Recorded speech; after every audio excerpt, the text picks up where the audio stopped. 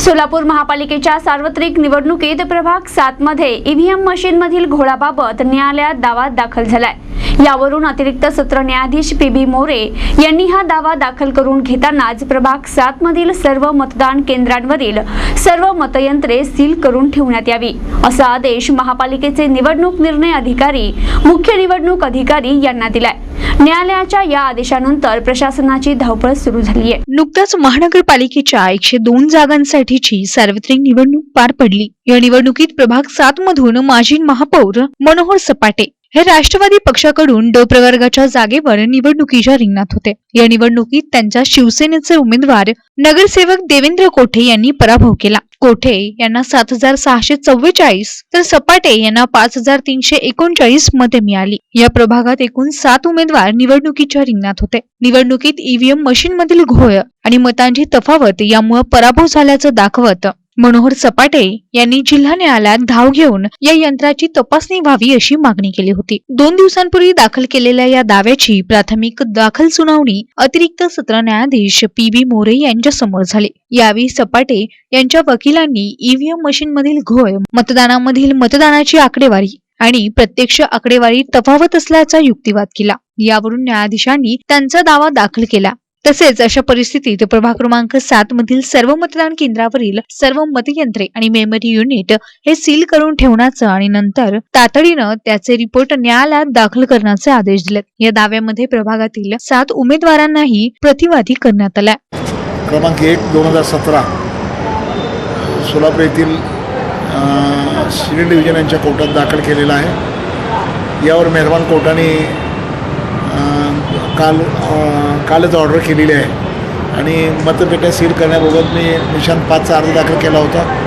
त्याच्यावर मेहरबान कोर्टाने हुकूम केलेला आहे आणि प्रभाग क्रमांक 7D मधील ज्या मतपेट्या आहेत त्या मतपेट्या सील करण्यात याव्यात आणि त्या मतपेट्याद्वारे त्याच्या मोबाईल ईव्हीएम मशीनमध्ये जी काही थोडासा घोटाळा झाल्याचा संशय आम्हा सगळ्यांच्या मनामध्ये आहे आणि जो घोटाळा झाला आहे त्याच्यामुळं मोबाईलद्वारे कंट्रोल करून ईव्हीएम मशीनची मतं डायव्हर्ट करता येतात अशा प्रकारचा एक सिद्धांत खाजगी आम्ही जेव्हा पाहिलं तेव्हा तसं दिसून येतं आहे आणि म्हणून आम्ही न्यायालयाकडे धाव घेतली। आमची या ठिकाणी आमच्यावर पारदर्शकता राहिलेली नाही निवडणूक आयोगाकडून, निवडणूक अधिकाऱ्याकडून आणि म्हणून या ईव्हीएम मशीनबद्दल आणि अनेक बाकी इतर मुद्द्याबद्दल शिवाय सुशिक्षित सभागृहाचं बिगर परवाना बांधकाम या अशा अनेक मुद्द्याबद्दल मी इलेक्शन पिटिशन क्रमांक 1 2017 दाखल केलं आहे। त्यावर मेहरबान कोर्टाने मनाई हुकूम दिलेला आहे। त्याच्या आधारे मशीन सील करून अहवाल 17 तारखेला मागवलेला आहे आणि तो अहवाल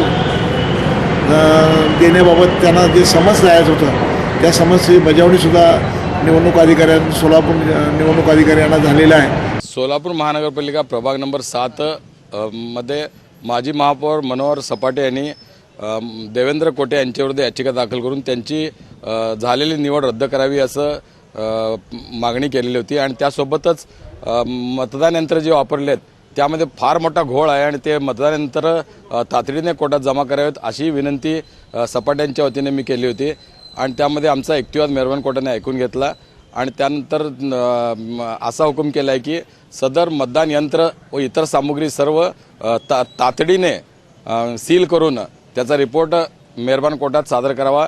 हा आदेश सोलापूर महानगरपालिका व निवडणूक निर्णय अधिकारी यांच्याविरुद्ध केलेला आहे आणि ह्यात विशेष म्हणजे की प्रभाग नंबर 7 मध्ये मतदान यंत्रामध्ये घोळ म्हणजे पहिला मुद्दा असा आहे की एका कॅन्डिडेटच्या पुढं मत दिलेलं असताना देखील ते दुसऱ्या कॅन्डिडेट पुढं मतदान पडत होतं आणि कोणत्याही कॅन्डिडेटला जरी मतदान केलं तरी एकाच कॅन्डिडेटला मतदान जात होतं असं आमचा आक्षेप आहे।